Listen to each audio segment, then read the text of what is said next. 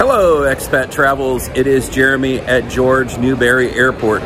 Today, I've wanted to do something for a very long time, and today is the day to do it on this early autumn day here in Buenos Aires. I am going to rent a car here in Argentina, let you know what the process is like, and let you know what it's like to drive in Argentina. Should be an exciting trip. I'll let you know all the processes and how it's involved, let you know some of the laws, the traffic laws, if you rent a car in Argentina, and what it's like.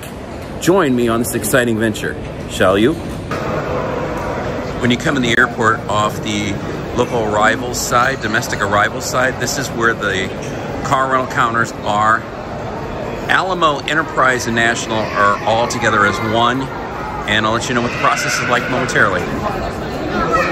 Okay, first thing that does not impress me, this is the rental counter for Alamo, Enterprise, and National. It's supposed to be open according to Google. There's nobody there. My rental is at 8:30 in the morning. You can see all these people. They're waiting to rent a car. This is not a good start, folks. This is not impressive at all so far. Okay, check-in is complete. The man was actually 11 minutes late, but on Argentina time, that's kind of on time. But nonetheless, he gave me an automatic transmission car when I actually booked a manual transmission car. I booked a premium with Alamo. It was $49, but with the tax, it was $69. The one thing I wasn't really sure about was the deposit. They charged 800,000 pesos, which is like $800 for a deposit. I don't remember being charged a deposit in the United States to rent a car, so that was something new. But everything went well. Process of check-in was pretty quick and simple. All I needed to provide was my passport, driver's license, and also my credit card. I got the collision waiver. It was $9.40 for that. I figured since I'm driving in Argentina and there's some crazies on the road, I figured, you know what, I'm gonna play it safe and do that. Anyway, we're off to see the car now, but the guy goes, oh, can you do me one more favor? And I go, oh yeah, what's that? So the guy says, oh, here, let me hand you this. Can you give this to my buddy when you get up there? I thought, oh, is this guy giving me mate as a gift? No, he wants me to deliver it to his guy upstairs so he has his morning mate when he hands me the car. Cute. Anyway, let's go check out the car. Here we go. Okay, you have to take an elevator up to the 6th floor to go get your car. I'm up on 6 now. I'm dying to see what kind of car this guy gave me. I was supposed to have a Peugeot 408 manual transmission car. He said he's giving me an automatic, so I'm gonna be really curious to see what kind of car I'm gonna get. Beautiful sunrise over the river this morning for an exciting day of driving. Let's see how this goes, driving in Argentina. Okay guys, here's the car I was given, a 2025 Toyota Corolla. Ironically, I own a 2015 Corolla, but here's the car. It's almost the same color as my car, but I like this car better. Nice gray, fully loaded, nice looking car. Ready for a drive in Argentina today. Let's check out the interior. Here's the interior of the Corolla. You've got all your functions up here. You've got your, obviously your functionality of your Bluetooth, your radio, all your controls are down here. They gave me an automatic transmission. The interior is very clean. I have a sunroof, which is great. And looks good, all power equipment. Looks like a pretty nice car. Let's give it a try. All right, we are now officially driving in Argentina. This feels very strange to be driving in a car in a foreign country. This E up there means no parking. When there's an E with a line through it, it means no parking. So just remember, if it's an E without the line through it, it means you can park there.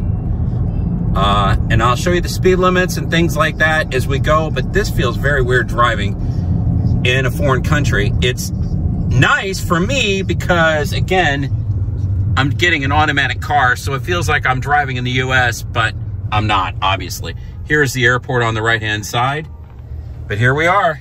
Beautiful morning for a drive. Here is the car that Alamo gave me. It is a 2025 Toyota Corolla. And I actually have one of these cars back in the United States.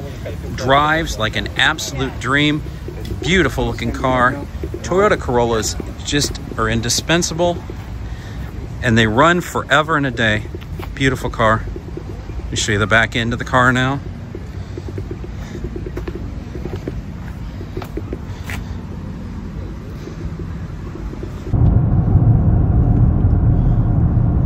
Okay, we are coming up now on a toll.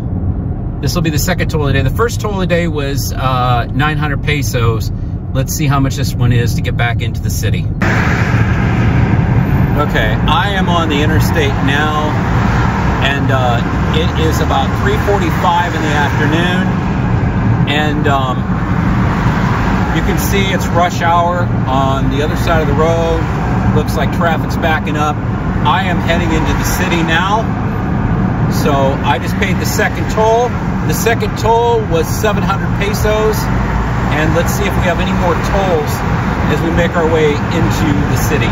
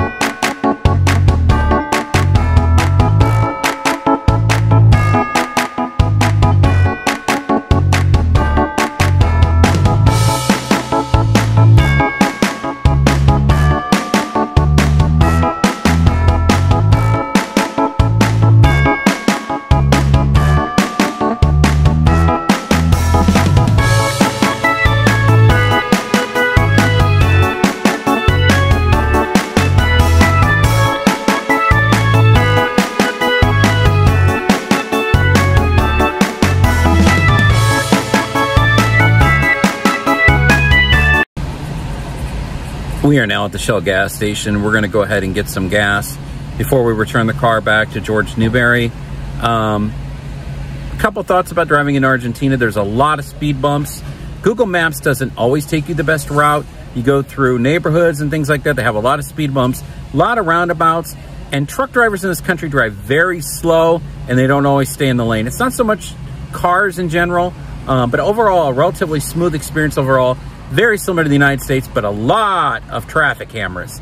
Unlike the United States, where you'll see unmarked police cars hiding, in Argentina, you won't see somebody get pulled over for speeding. They just will send you a ticket in the mail for speeding, and they have speed cameras all over the place. So when you're looking at your destination route, the good news is you'll see exactly where they're located, so you can adjust your speed.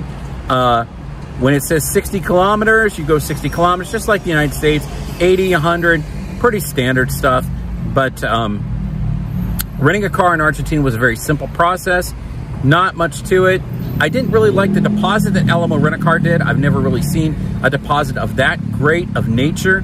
Renting a car, $800, I thought was excessive. I'm hoping it gets refunded on my credit card.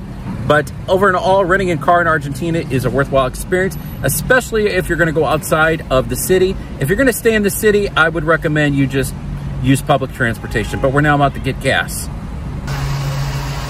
This is so funny. At gas stations in Argentina, they do full service. They actually fill up your tank and they'll check your oil and other things too. But look at the outfits. I have not seen things like this since like the 1970s. It's just so strange to see full service gas stations. And this guy's filling up my car right now with gas, as you can see in the rearview mirror.